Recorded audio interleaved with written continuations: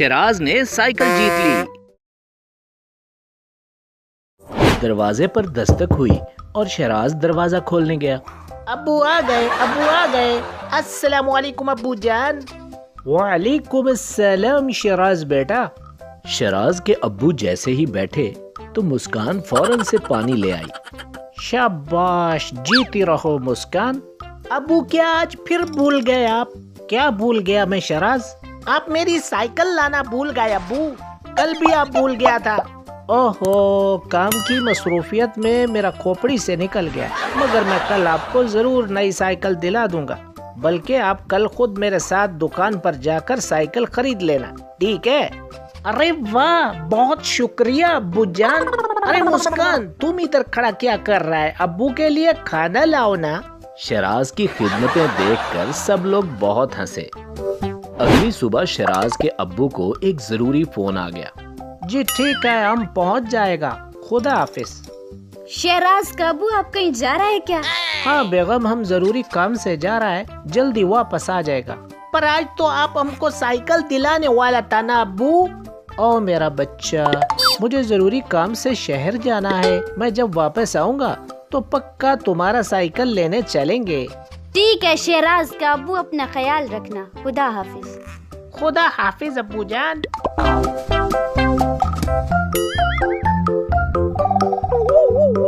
शराज उदास सा गली में दाखिल हुआ जहां उसके दोस्त खड़े थे।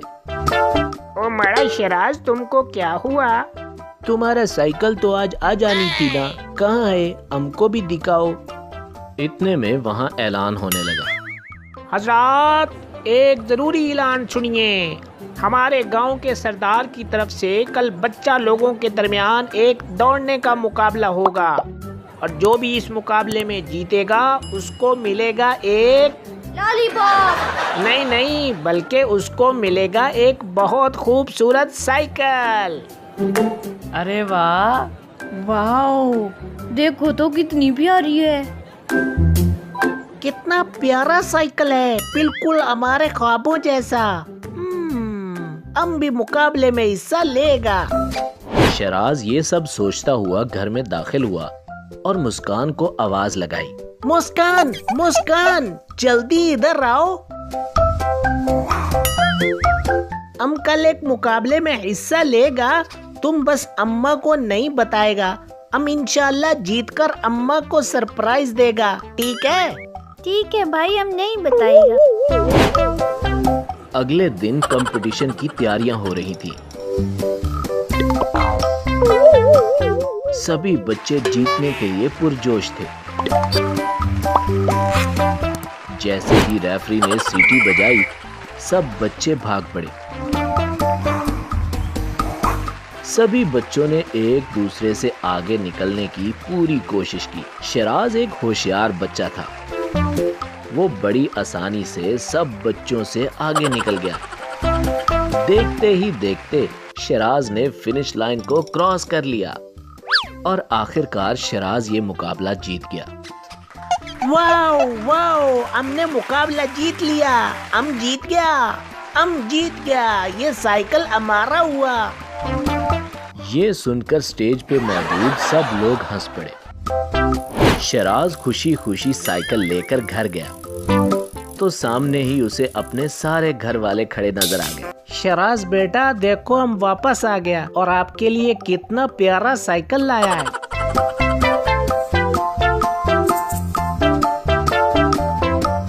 अब्बू, आपको पता है हमने भी ये साइकिल जीता है मुकाबले में। देखो कितना प्यारा है ना।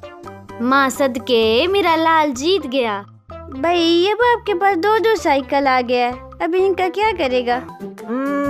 हम सोच रहा है कि एक हम खुद ले लेगा और एक अपनी बहन को दे देगा। ये सुनकर सब घर वाले हंस पड़े। तूफानी बारिश।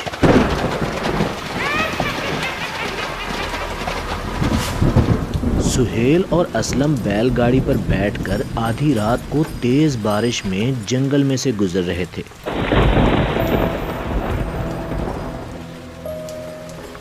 या अल्लाह, कितनी तेज बारिश है। मुझे तो बहुत सर्दी लग रही है, इतने घने जंगल में भला कहाँ रात गुजारेंगे? फिक्र ना करो, कोई ना कोई जगह मिल ही जाएगी।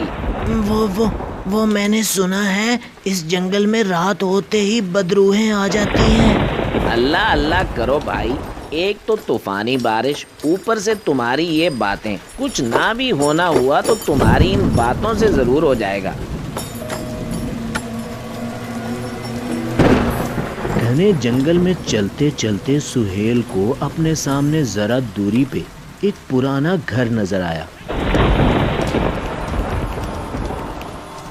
वो देखो सामने, ये वाकई ही घर है या मेरी आंखों का धोखा? नजर तो मुझे भी आ रहा है, मगर इतने घने जंगल में ये घर आया कहाँ से? हमें क्या, जहाँ से भी आया हो, रात गुजारने के लिए बस जगह मिल जाए, इतना काफी है।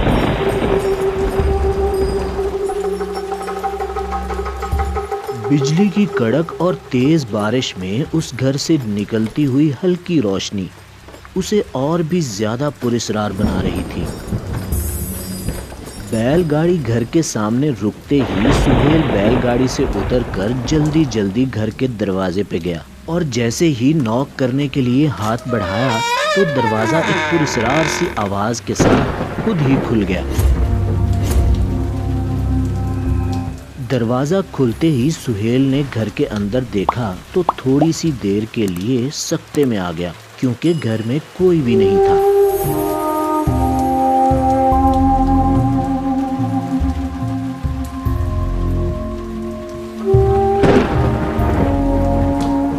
सुहेल, अंदर तो कोई भी नहीं है। मैं तो कहता हूँ वापस आ जाओ, मुझे कुछ ठीक नहीं लग रहा। तुम तो ऐसे ही डर रहे हो सकता है घर का मालिक कहीं बाहर गया हो। अगर ऐसा है तो घर में जाने की बजाय अपनी बैलगाड़ी में बैठकर उसका इंतजार कर लेते हैं। अरे यार, कब तक इस सर्दी में यहाँ बैलगाड़ी पे बैठे रहेंगे? मैं तो अंदर बैठना ही मुनासिब समझता हूँ। असलम ने सुहेल को समझाने की बहुत कोशिश की, मगर उसने असलम की एक न सुनी और घर के अंदर जाकर कुर्सी पर बैठ गया। इतनी देर में एकदम से जोर की बिजली कड़की।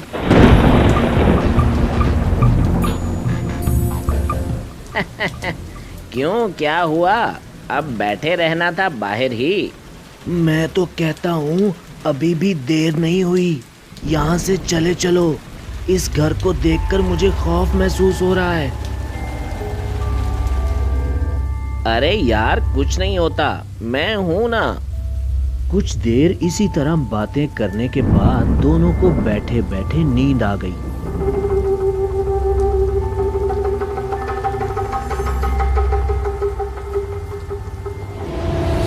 या अल्लाह खैर, ये कैसी आवाज थी सुहेल? अरे कुछ नहीं, हवा से दरवाजा बंद हुआ है। तुम सो जाओ, मैं जाग रहा हूँ। असलम को अब नींद कहाँ आनी थी। डरते हुए दरवाजे की तरफ देखने लगा।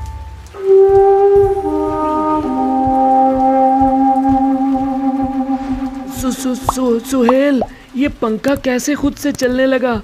मेरी मानो तो अब भी देर नहीं हुई। अभी वो ये बातें कर ही रहा था कि पीछे से गिलास के गिरने की आवाज सुनाई दी। सुहेल ने जैसे ही मुड़कर देखा तो फर्श पे एक गिलास औंधा पड़ा था। गिलास को फर्श पे देखकर सुहेल को भी डर लगने लगा।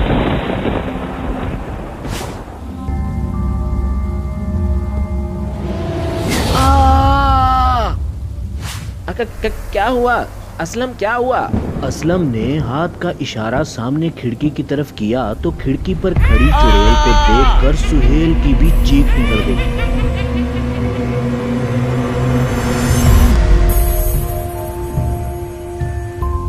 अब उसे बाबा की वो बात याद आने लगी। बेटा, कुछ भी हो जाए रास्ते में जंगल में ना रुकना, वो जंगल आसेब ज़दा है। अरे बाबा, आप फिक्र ना करें, हमें कुछ नहीं होता। किस में भला इतनी हिम्मत जो हमें कुछ कर जाए? सुहेल, सुहेल, सुहेल। हाँ, क्या हुआ? वो फिर से आ गई क्या? वही कह रहा हूँ कि जल्दी चल।